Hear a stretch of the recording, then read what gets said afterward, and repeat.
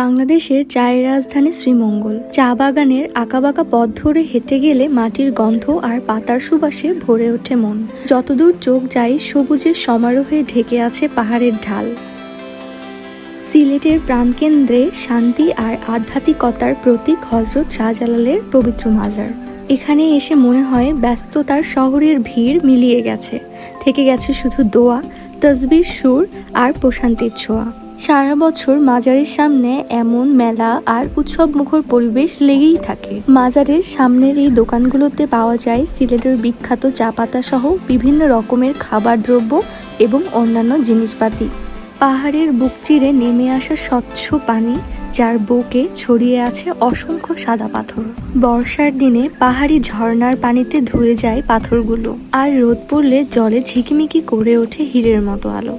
ওই দূরে ভারতের পাহাড় ঘিরে রেখেছে এই স্বর্গীয় সৌন্দর্যকে। প্রকৃতি যেন এখানে নিজেই ছবি এঁকে রেখেছে। বাংলাদেশের একমাত্র স্বীকৃত সোয়াম্প ফরেস্ট রাতারকুল।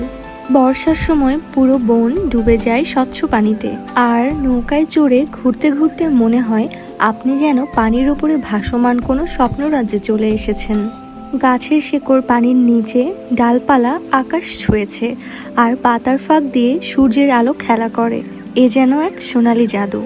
পাহাড়, নদী আর পাথরের মিলনে গড়া এক স্বপ্নলোক জাফলং। এখানে দাঁড়ালে মনে হয় প্রকৃতি যেন তার সমস্ত রং ঢেলে এঁকে রেখেছে এই অপূর্ব ক্যানভাস। নৌকায় করে যেতে হয় পাহাড়ি ঝর্ণার কাছে। বর্ষায় পাহাড়ি ঝর্ণা নেমে আসে গর্জন আর তাণ্ডব নিয়ে। পাহাড়ি পাথর পেরিয়ে গর্জে নামে নদীর বুকে। প্রকৃতির বিশাল জলরাজ্য টাঙ্গুয়ার হাওর। দূর দূরান্ত পর্যন্ত শুধু পানি আর আকাশ, মাঝে মাঝে ভাসমান গ্রাম, নৌকা আর হাউসবোট, যা চলে ঢেউয়ের তালে তালে। বর্ষায় এখানে পানি আর আকাশ একাকার হয়ে যায়, আর শীতের সকালে হাজির হয় হাজারো পাখি।